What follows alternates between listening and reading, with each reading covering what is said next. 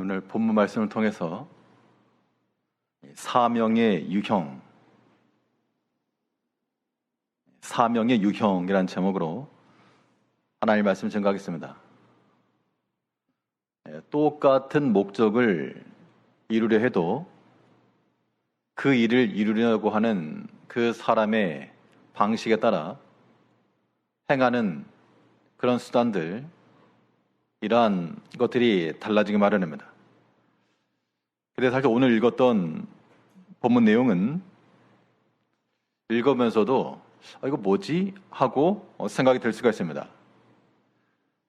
전체적 내용은 베델에 있는 한 늙은 선지자가 여로보암 앞에서 그의 모든 우상 숭배를 책망하고 그 제단이 무너질 것을 예언하였던 그 유다에서부터 올라온 하나님의 사람, 이름이 나왔지 않는데 그 하나님의 사람을 쫓아가서 굳이 자기 집으로 데려다가 떡과 물을 먹이면서 그 도중에 내가 하나님의 명령을 어겼으니 내 시체가 조상의 묘실에 들어가지 못하리라. 그 나중에 가다가 그 하나님의 사람이 죽었는데 또 이 늙은 선지자가 그 시체를 거둬다가 슬피 울며 장사하였다. 그리고 내가 죽거든 나의 뼈를 그 하나님의 사람과 함께 묻어두어라 라고 하는 것으로 이렇게 결론납니다. 우리 성경을 볼 때는 이 기록된 말씀이기 때문에 왜 이 말씀이 기록되었는가라고 하는 그런 의도, 그 목적을 우리가 생각을 해봐야 됩니다. 이 구약을 이해하는 법은 이 사도 바울도 그랬고 신약을 기록하였던 그런 성경 기자들은 구약성을 어떻게 이해했는가 하면 창세기, 출애굽기, 레위기 이런 식으로 어떤 우리의 어떤 하나의 스토리로만 보는 것이 아니고 거기에 나와 있는 여러 가지 의미들 혹은 사건들을 그리스도와 연관시켜서 이해했다는 겁니다. 갈라디아서 보게 되면 이 바울 사도가 이런 비유를 들죠. 아브라함에게서 두 아들이 나왔는데 하나는 하갈을 통해서 이스마엘이 나왔고 또 하나는 리브가를 통해서 이삭이 나왔다. 사실 그러면 이스마엘과 이삭이 태어났다라고 하는 것은 아브라함 가정에 있어서는 그냥 평범한 일상인 겁니다. 그럼 그 집에 애가 있었고 또 이삭이 태어났고. 근데 이 바울은 그 성경 구조를 어떻게 해석했는가 하면 그 이스마엘을 가리켜서 육을 따라 난 자라, 육체를 따라서 난 자라 했고 이삭을 가리켜서는 성령을 따라 난 자라, 이렇게 해석을 붙였다는 겁니다. 즉 구약에 나와 있는 이런 내용들이 단순히 그 당시에 있었던 것을 설명할 뿐만 아니라 이중 예언으로서 이것이 또한 신약적 관점에서는 그리스도의 그러한 예표를 보여주고 있는 것인데, 오늘 본문도 물론 신약에서 이렇게 이 본문이 정확히 기록된 그런 구조는 없지만 큰 구속사적 관점에서 이 사건을 굳이 기록했다라고 하는 걸 우리가 한번 큰 틀에서 이해할 필요가 있습니다. 결론적으로 말하게 되면 베델에 있는 이 선지자는 유다에서부터 올라온 하나님의 선자를 속인 그리고 죽음에 넘기운 자요, 유다에서부터 올라온 하나님의 선지자는 그의 죽음으로써 하나님의 뜻을 더 굳건히 드러낸 겁니다. 이것을 이해하는 비결은 우리 32절에서요. 열왕기상 13장 32절을 보게 되면 마지막에 베델의 선지자가 하는 말입니다. 그가 여호와의 말씀으로 베델에 있는 계단을 향하고 또 사마리아 성읍들에 있는 모든 산당을 향하여 외쳐 말한 것이 반드시 이룰 것임이니라. 그러니까 해석이 분분하더라도 지금 베델의 선지자도 이런 결과적으로는 하나님의 뜻이 반드시 이룰 것을 지금 이야기하고 있습니다. 그 하나님의 뜻이라고 하는 것은 이 하나님의 선지자가 외쳤던 것처럼 그 여로보암 앞에서 내가 만일 계속해서 이러한 악행을 저지르고 나가면 이 모든 재단이 회파될 것이며 이 유다 가문에서 요시아라고 하는 왕이 일어나 모든 것을 개혁할 것이나. 근데 이 하나님의 선지자는 결국 자기 자신의 죽음을 통해서 그의 하나님의 뜻을 더욱 확실히 증거했다는 겁니다. 그래서 여기서는 큰 틀에서 보게 되면 이 베델의 늙은 선지자라고 하는 것은 그리스도 예수님을 배격하였던, 그리고 십자가에 넘겨주었던 백성들이요, 유다에서부터 온 하나님의 사람, 특정한 이름을 지칭하지 않은 것도 여기에 대한 상징성 있는 겁니다. 유다에서부터 올라온 하나님의 사람, 그는 그의 죽음을 통하여 하나님의 뜻을 명확히 드러냈고, 또 나중에는 그 베델의 선지자가 이 하나님의 사람과 더불어서 같은 묘실에 들어가게 되었다. 결국 이 하나님의 사람의 죽음을 통해서 그를 거절하고 그를 속이고 그를 죽음에 넘겨주었던 그들이 하나의 몸이 되었고 한 생명이 이르게 될 것을 지금 예표하고 있는 겁니다. 여로보암의 죄 때문에, 죄의 문제로 말미암아 하나님께서 그 죄를 간과하지 않으시고 그 죄를 진 하나님의 심판을 선고하시면서 이렇게 선지자들을 통해서 하나님께 예표해 보여주신 겁니다. 이건 이제 전체적인 큰 틀에서 한번 생각해 볼 수 있는 것이고요.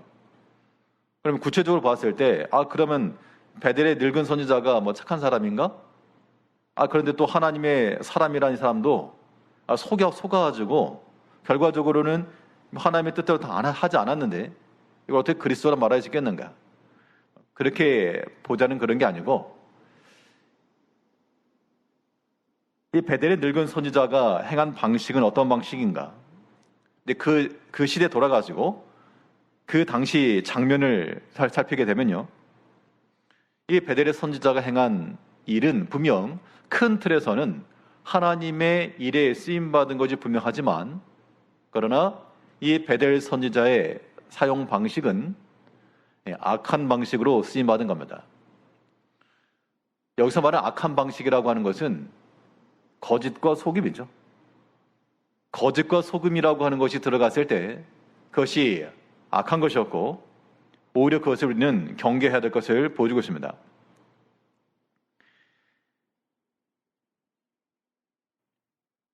(18절) 말씀을 보게 되면, 그가 그 사람에게 이르되 나도 그대와 같은 선지자라. 천사가 여호와의 말씀으로 내게 이르기를 그를 내 집으로 데리고 들어가서 그에게 떡을 먹이고 물을 마시게 하라 했느니라 하니 이는 그 사람을 속임이라. 결과적으로는 이 베델의 선지자가 결국 이 유다로부터 올라온 하나님의 사람을 속인 겁니다. 여기서 우리가 이해할 것은 이렇게 해도 된다 뭐 그런 의미가 아니고, 이것이 우리에게는 반면교사가 되어서 이 거짓과 속임이라고 하는 것을 통해서 우리가 무엇을 이루겠다라고 하는 그런 생각 자체를 우리는 버려야 한다는 겁니다. 왜 하나님은 이런 삶을 쓰지 않습니까? 당연히 쓰죠. 가룟 유다도 보면 예수님을 팔아 넘겼기 때문에 예수님의 십자가의 구원이 이루어졌다. 그래서 어떤 사람 말하기를 가룟 유다는 어떤 의미에서는 칭찬받아야 된다. 유다 아니었으면 예수님이 어떻게 십자가에 죽었겠냐. 그렇게 말하긴 하지만 예수님께서 뭐라 말씀했습니까? 그 사람은 차라리 나지 아니하였더라면 저에게 좋을 뻔하였다. 인자는 기록된 대로 가거니와 그 사람은 차라리 나지 않는 것이 저에게 좋을 뻔했다. 결국 하나님께서는 악한 자도 들어쓰시는 겁니다. 하나님께서는 악한 자도 어떻게 하신다 그랬죠? 적당하게 지으셨나니 악인도 악한 날에 적당하게 하셨느니라. 그러면 우리가 만일 악한 일에 쓰임받으면서 내가 하나님께 쓰임받았다라고 좋아할 게 아니고, 우리가 그렇게 악한 수단으로서 하나님의 진노의 방망이로서 몽둥이로서 쓰임받는 것을 우리는 경계하고 두려워해야 한다는 겁니다. 그리고 무슨 일 하다 보면 당연히 우리가 선하고 좋은 것만 역할을 할 수가 없고, 때로는 악역이라고 하는 것도 우리가 감당해야 되겠죠. 그런데 그런 것 자체를 누군가는 해야 된다, 그런 사명감도 있긴 하지만, 물론 이건 별개의 내용이지만요. 어떤 거짓과 속임이라고 하는 것을 통해서 악한 날에 쓰임받는 그런 악인의 모습이 되어서는 안 된다는 겁니다. 우리 이걸 반대로 생각하셔야 돼요. 우리는 우리 스스로가 악인이라 생각하지 않으시잖아요. 내가 거짓을 행하고 속여가지고 다른 사람을 죽음에 넘겨준다. 우리는 보통 그렇게 생각하지 않고 자기 자신이 베델의, 오늘 본문에 나오는 베델의 늙은 선지자라고 생각하는 사람은 거의가 없고요. 다 내가 유다로부터 올라온 하나님의 사람이에요. 다. 저 사람이 속여가지고 저 사람이 속여가지고 내가 이렇게 억울함을 당하는 것이지 나는 아무런 문제가 없다. 보통 그렇게 말하고 그렇게 생각하시거든요.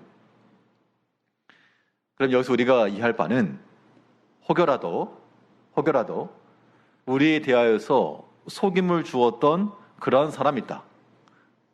그 자기를 속인 사람도 지금 포지션을 보게 되면 선지자였습니다. 또 경험 많은 늙었다라고 하는 것은 단 나이가 많다는 걸 떠나가지고 경험도 많고 연륜도 있다 그런 얘기죠. 그러한 자가 나를 속이고 결국 나를 공경에 빠뜨리고 또한 죽음에까지 내몰았다. 그래서 나는 억울한 일을 당하였다. 그럴 때 우리 마음이 상한 마음이 돼가지고 그 나를 속인 사람에 대해서 악감정을 품거나 같이 더불어 싸우자라고 하는 것, 그거 아니라는 겁니다. 분명히 악한 사람 맞는데 그의 행하는 말이며 행실이 악한 방식은 맞는데 그럼에도 불구하고 우리는 누구를 인정하자는 겁니까? 그 악한 자를 또한 들어쓰시는 하나님을 인정하시자 그런 얘기예요. 그러면 우리가 싸울 이유가 없는 거예요. 싸울 대상이 사라지는 겁니다. 나를 괴롭게 하는 어떤 사람이 있어가지고 내가 그 사람 너무 미워하고 때로는 너무 불편하고 막 신경 쓰이고 그랬는데 가만 보니까 그 사람이 문제가 아니고 하나님께서 지금 만약 그 사람이 정말 악하고 거짓된 행실이 있다 그러면 그 사람이 거짓된 것과 속이는 것과 혹은 악한 것을 통해서 지금 하나님이 역사하시고 계시는구나. 하나님께 모든 걸 적당하게 지으셔가지고 악인도 악한 날에 쓰시려고 하나님께서 지금 쓰시는구나. 우리가 그런 마음을 가지게 되면 우리를 대해서 속임과 거짓과 혹은 우리를 향하여 공경에 빠뜨리고자 하는 그런 자들에 대해서 우리는 조금은 긍휼히 여기는 마음을 지닐 수가 있다는 겁니다. 그런 마음들을 지니셔야 되겠어요. 그렇지 않으면 우리 신앙생활이라고 하는 것이 우리가 저기 무인도 들어가지고 혼자 신앙생활 하는 거 아니죠. 혼자 찬송 100곡씩 부르고 성경 30장씩 읽고 기도 2시간씩 하고 그런 믿음이 좋고 그럴 것처럼 보여도요. 정작 우리의 신앙생활이라고 하는 것은 함께하는 과정 속에서 우리가 드러나고 만들어져 가야 되기 때문에 우리가 여러 가지 일들 속에서 혹은 내가 어떠한 부당한 일을 당하거나 혹은 오늘 본문에 나오는 이 베델의 늙은 선자처럼 그 사람에 의해서 내가 공경에 처할지라도 그 상대에 대해서 우리가 미워하고 다투고 분노하는 것보다도 우리는 그 악한 자도 또한 사용하시는 하나님의 큰 섭리를 우리가 인정하시고 하나님을 또한 찾으셔야 됩니다. 그러면서 동시에 그 악한 방식을 쓰는 사람들에 대해서 우리가 동의하지 않고 같은 방식을 취하지 않아야 됩니다.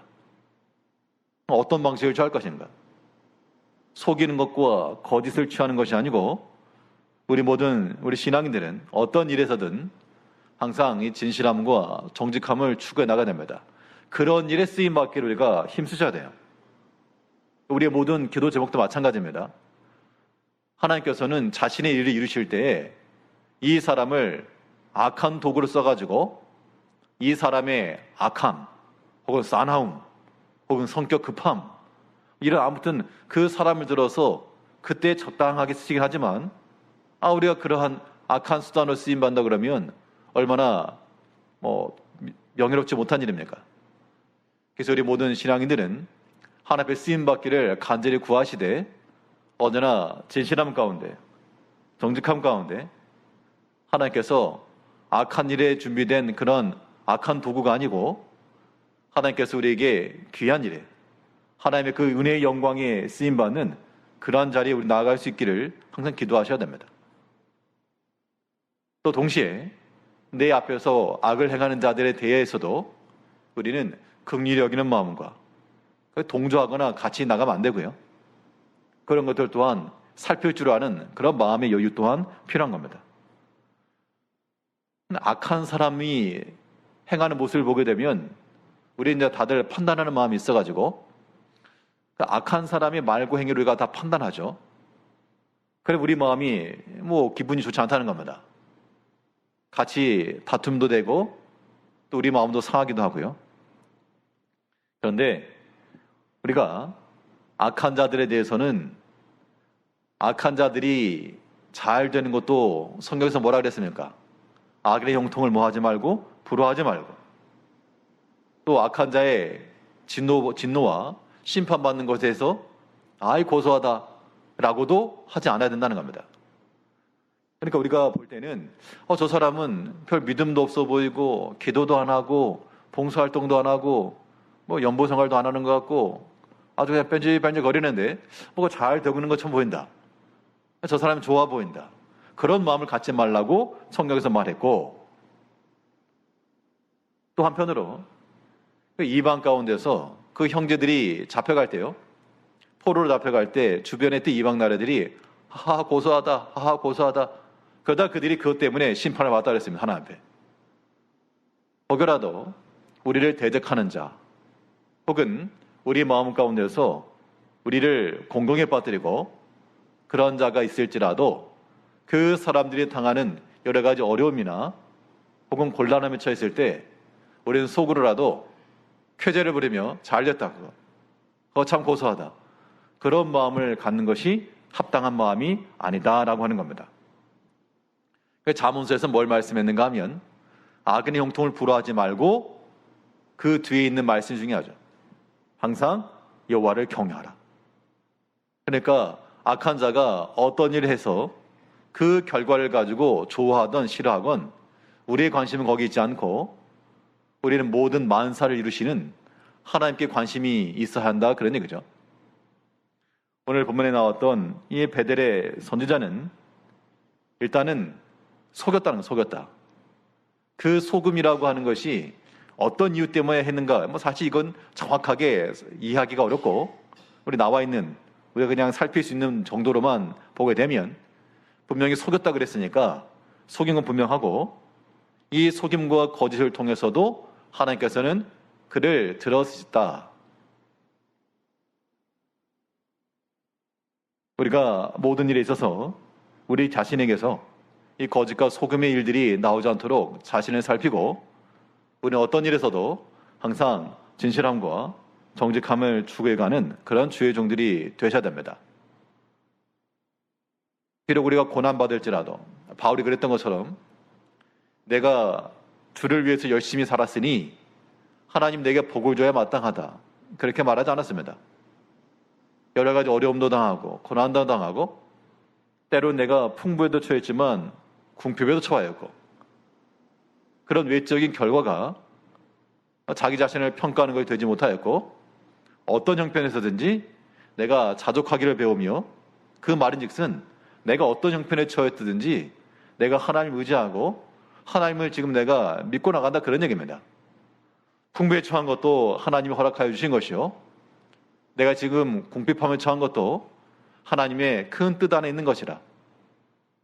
그런 모든 관계 속에서 그가 하나님을 섬겨 나갔던 것처럼 이제 우리가 하나님 앞에 쓰임받다 할 때도요 우리가 여러 가지 직분을 가지고 살아가지만 그 직분을 이뤄내는 우리 자신에게서 오늘 본문에 나왔던 이 베델의 늙은 선지자와 같이 경험도 많고 노련하고 사람 마음을 다 꿰뚫어보고 들었다 놨다 할 수 있는 그러한 연륜을 지닌 자라도 그에게서부터 나왔던 속임과 거짓은 칭찬받는 것이 아니고 하나님께서 악한 날에 사용한 악한 도구였다는 겁니다. 이런 악한 방식에 쓰임받는 우리가 되지 않고 그럼 어떤 일에 쓰임받을 것인가? 유다에서부터 올라온 이 하나님의 사람을 보게 되면 이 사람은 그가 비록 이 베델의 선지자로부터 속임을 받긴 했으나 그게 이 유다로부터 올라왔던 선지자의 귀책 사유가 될 수는 없죠. 속이니까 속임을 넘어간 겁니다. 왜 속아 넘어가느냐? 분별력 없이 그렇게도 말할 수 있는데 물론 그것도 맞는 말이지만 근데 그 당시에 이 유다로부터 하나님께서 명해서 굳이 지금 가지 않아도 될 북쪽을 간 거거든요. 그러니까 이 유다로부터 왔던 선지자 입장에서는 지금 북쪽에는 여로보암이 지금 엄청난 죄를 짓고 있어가지고 하나님 앞에 제대로 서 있는 선지자가 없다. 그런 사명감을 가지고 왔을지 모르겠습니다. 그런데 여기서 지금 베델의 선지자가 뭐라 말하는가 하면 18절을 다시 보시면요. 그가 그 사람에게 이르되 나도 그대와 같은 선지자라. 천사가 여호와의 말씀으로 내게 이르기를 그를 내 집으로 데리고 돌아가서 그에게 떡을 먹이고 물을 마시게 하라 하였느라 하니. 물론 이 사람은 속이면서 한 말이긴 했지만 그 말을 들었던 이 유다로부터 올랐던 선지자는 굉장히 반가웠을 겁니다. 이 북쪽에 지금 다 타락을 했고 하나님의 사람은 찾아볼 수가 없고 레이 사람도 아닌 자들을 선지자로 세워가지고 제사장 사와가지고 이 종교적으로 다 타락해 있다라고 생각을 했는데 지금 와가지고 하나님의 계시를 받은 그래서 하나님의 뜻을 전하는 선지자를 만났다라고 하는 그 자체만도 아마 큰 감동을 받았을지 모를 일입니다. 그가 비록 소개를 받았으나 이 선지자는 유다로부터 온 선지자는 그 어떤 순간에도 하나님의 말씀을 따라 행한다. 하나님께서 내게 명하셨기 때문에 유다로부터도 올라왔고 또 하나님의 말씀을 따라 내가 먹지도 않고 마시지 않겠다. 17절을 보게 되면요. 이는 여호와의 말씀이 내게 이르시기를 내가 거기서 떡도 먹지 말고 물도 마시지 말며 또 내가 오던 길로 되돌아가지 말라 하였음이로다. 이 반응이 이렇다고요.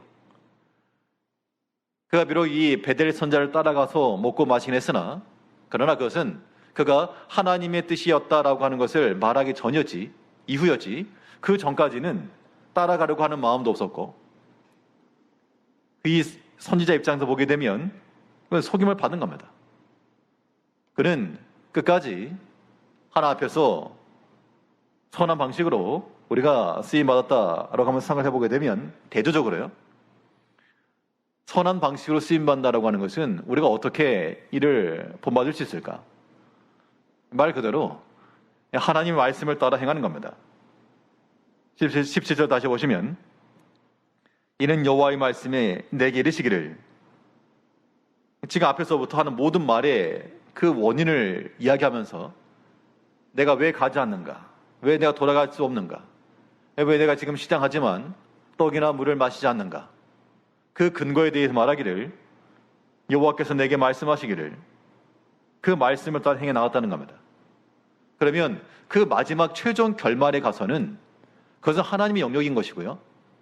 우리가 할 수 있는 현재적 일이라고 하는 것은 그 말씀을 따라 끝까지 순종해 나가는 겁니다. 이상하지 않습니까? 이거 뭔가 지금 하나님의 유다로부터 온 선지자 잘못된 거 아닙니까?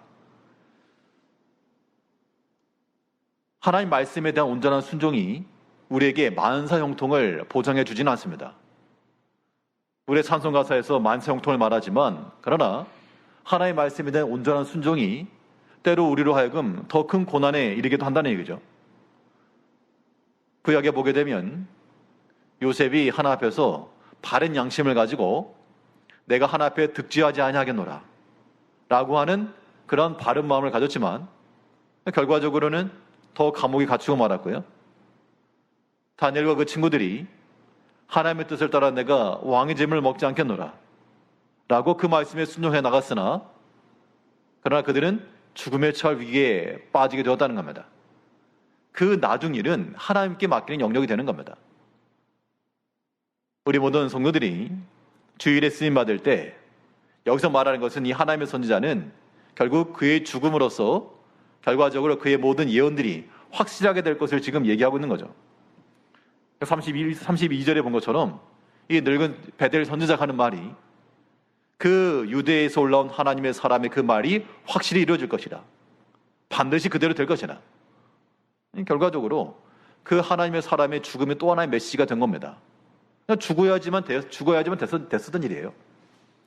그리스도께서 그가 아무 죄가 없었고 그가 죽을 만한 일을 하지 않으셨으나 그의 죽으심을 통하여 우리가 구원함이 이뤘던 것처럼, 하나님 뜻이 드러난 것처럼, 이 베델 선지자도 그의 결국에는 죽음을 통해서 하나님의 뜻을 드러낸다. 또 한 가지 우리가 생각해 볼 수 있는 것은, 이 유다에서부터 올라온 선지자가 여호와의 말씀이 이르시기를 그 말씀을 따라 그의 모든 행함과 판단을 했다 그러면, 또 여기서 우리는 이 선지자가 행하였던 이 모든 것 속에서 우리가 나아갈 바, 하나님께서 우리에게 요구하시는 바가 무엇인지를 또한 생각해 봐야 됩니다. 31절 다시 보시게 되면요, 그 사람을 장사한 후에 그가 그 아들들에게 말하 이르되 내가 죽거든 하나님의 사람을 장사한 묘실에 나를 장사하되 내 뼈를 그의 뼈 곁에 두라. 그가 여호와의 말씀으로 베델에 있는 계단을 향하여 또 사마리아 성읍들에 있는 모든 산당을 향하여 외쳐 말하는 것이 반드시 이룰 것이미로다. 그는 억울함을 당해서 죽긴 죽었지만 그는 결과적으로는 하나님 뜻을 드러냈다, 그 얘기입니다.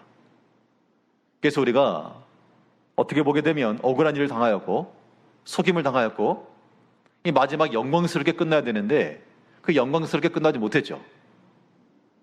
그리스도께서 십자가에 죽으신 것과 똑같은 겁니다.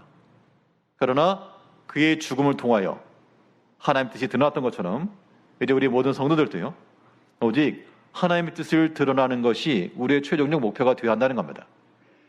그 하나님의 뜻이 드러남에 있어서 내가 좋은 말만 들어야 될까? 그게 아니라 그런 얘기죠.